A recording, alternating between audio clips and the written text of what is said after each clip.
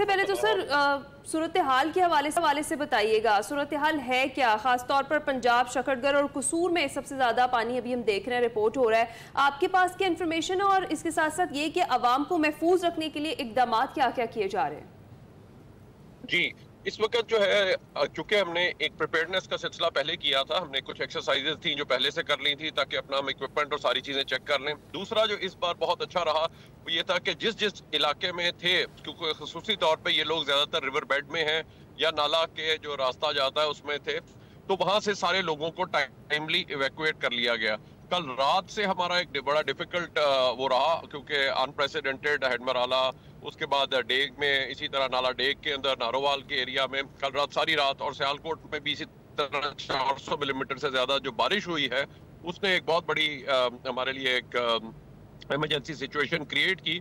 लेकिन वहां पे भी टाइमली अनाउंसमेंट्स, और उसके साथ हमने तकरीबन कल रात को 5815 जो लोग हैं नारोवाल और ये हमारे जो ज्यादातर सियालकोट में जो हमारा सारा एरिया है वहां से हमने लोगों को निकाला। कई कॉल्स आती नहीं हमें, जहां पे भी आती थी वहां पे इवन नाइट ऑपरेशन भी परफॉर्म किया। हमारी कोई 421 बोट जो थी वहां पे इस वक्त काम कर रही थी, और हमने तकरीबन इस वक्त तक मिला के कोई 32,000 से ज्यादा लोगों को जो है हम इस वक्त तक निकाल चुके हैं और वहां से ट्रांसपोर्ट कर चुके हैं, ताकि कोई भी इस किस्म के जो लोग लो लाइंग एरियाज में हैं उनको हम निकाल सके और उनको वहां से कर सके। मेजर जो ऑपरेशन इस वक्त चल रहा है वो है सतलुज में, आपने देखा कि हाई फ्लड है, और उसके बाद वहां से, और उसके बाद फिर नीचे जो हमारा यहाँ का एरिया है जो सियालकोट और नारोवाल का, नाला डेग और उसके बाद चिनाब के अंदर जो है वहाँ पे सारी तरफ तैयारी है।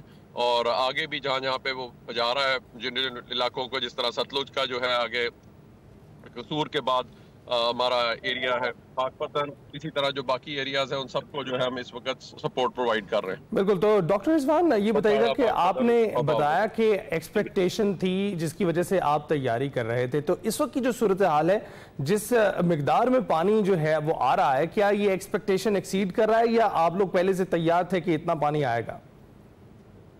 हमें चूंकि एक संडे को भी वार्निंग आ गई इंडिया से भी, उन्होंने कहा कि जी इस वक्त है, और उस वक्त खुद मैंने भी संडे को हेडमराला भी विजिट किया। अभी भी हम सियालकोट नारोवाल के जो एरियाज हैं उनको विजिट करके रात भी सारा यही ऑपरेशन जो इस वक्त हमारा चलता रहा है।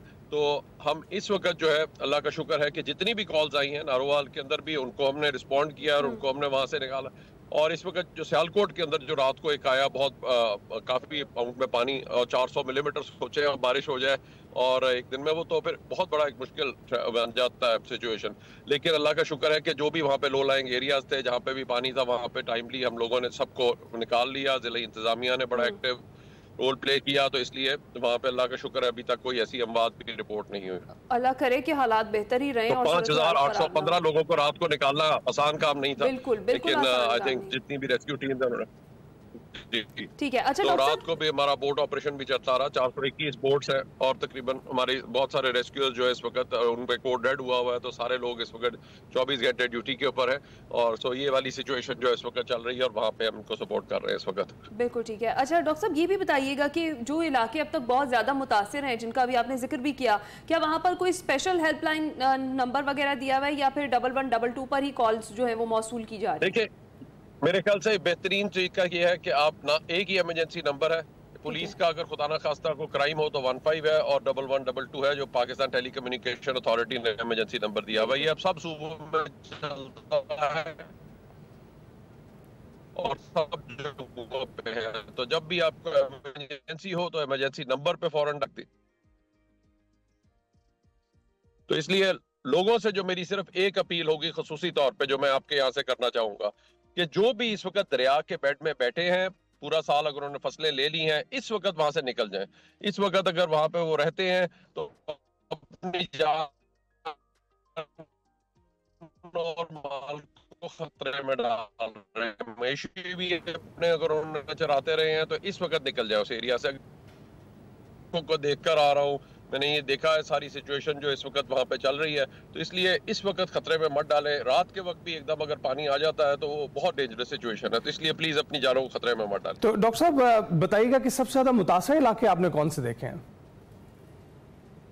जी, इस वक्त जो कल रात को हमारा हुआ है, क्योंकि सतलुज में 2023 में भी आया था, हमने इससे ज्यादा जो था वो हमने फ्लड की सिचुएशन देखी थी, वहाँ पे हमने लाखों लोगों को वहाँ पे निकाला भी था, ऊपर से लेकर कसूर से लेकर बहावलनगर तक।